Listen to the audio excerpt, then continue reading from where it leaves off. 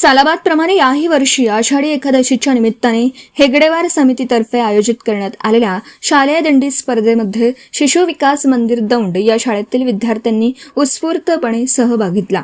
या दिंडी सोहळ्याच्या निमित्ताने शाळेतील विद्यार्थ्यांनी युद्ध नको बुद्ध हवा हे पथनाट्य सादर करण्याबरोबरच विविध अभंग आणि भजनांच्या माध्यमातून आणि वारकरी नृत्याच्या माध्यमातून दिंडी सोहळा खूपच रंगतदार बनवला।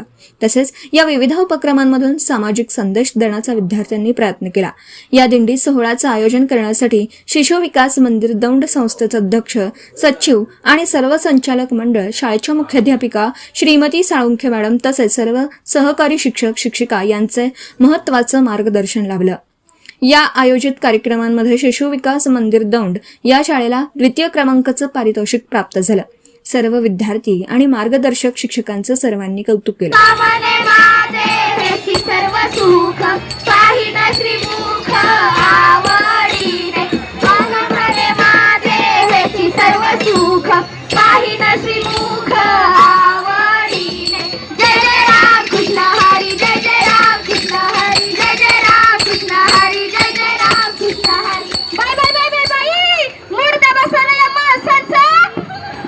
काय झालं रखमाबाई, कुणाच्या मूर्ती बसवताय?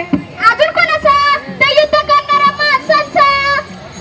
पण आता झालं काय? अहो, या युद्धामुळे स्वयंपाकाला गॅस मिळेना, महागाई वाढली। आता काय टीव्हीवर युद्धाच्या बातम्या बघूनच पोट भरायचं? होय, या युद्धामुळे कुणाचं चांगलं झालं आहे?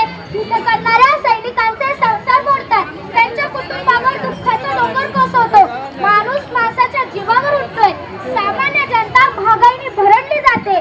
म्हणूनच म्हणतात युद्धाची आग भडकते जेव्हा, युद्धाची आग भडकते जेव्हा, लाल रक्ताने भिजते भूमी सारी, लाल रक्ताने भिजते भूमी सारी। बंदुकाचे गददार निनाद, बंदुकाचे गददार निनाद, मृत्यूची सावली फिरते चौकडे मारी, मृत्यूची सावली फिरते चौकडे मारी। माणुसकीची होते इथे होळी, माणुसकीची होते इथे होळी, आणि राख होते इतिहासाची, आणि राख होते इतिहासाची। युद्धाच्या या क्रूर खेळात, युद्धाच्या या क्रूर खेळात फक्त किंकाळी उडते वेदनांची, फक्त किंकाळी उडते वेदनांची।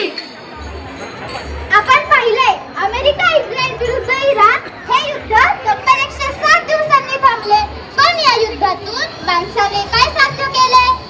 अमेरिका आता इराणला $300 अब्ज भरपाई म्हणून देणार आहे, पण पर्यावरणाची जी हानी झाली, जो मनुष्य संहार झाला, तो कसा भरून निघणार? या युद्धात 10,000 पेक्षा जास्त निष्पाप नागरिक मारले गेले, 800 शाळा, 400 आरोग्य केंद्र उद्ध्वस्त झाली, $300 अब्ज चुराडा झाला। मनुष्याच्या या अहंकारी वृत्तीची ही जबरी किंमत होती।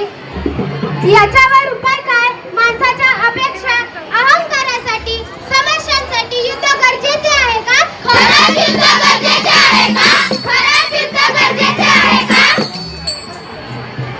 पण या युद्धातून समस्या सुटतील का? पण या युद्धातून समस्या सुटतील का?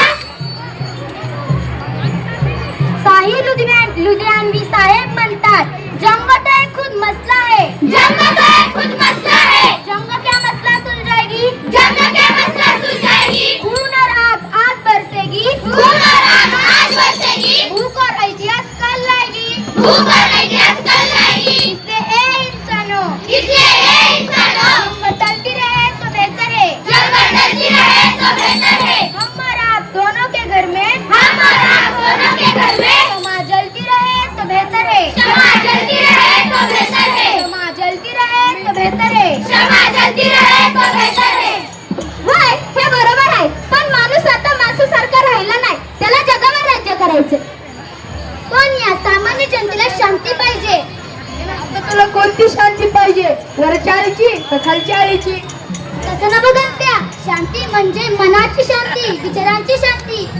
होय, जगाला जिंकण्याचे 2 मार्ग आहेत, एक सिकंदर जो संपूर्ण जग जिंकून रिकाम्या हाताने गेला, आणि दुसरे बुद्ध जे रिकाम्या हाताने जंगलात गेले आणि संपूर्ण जग जिंकून आले।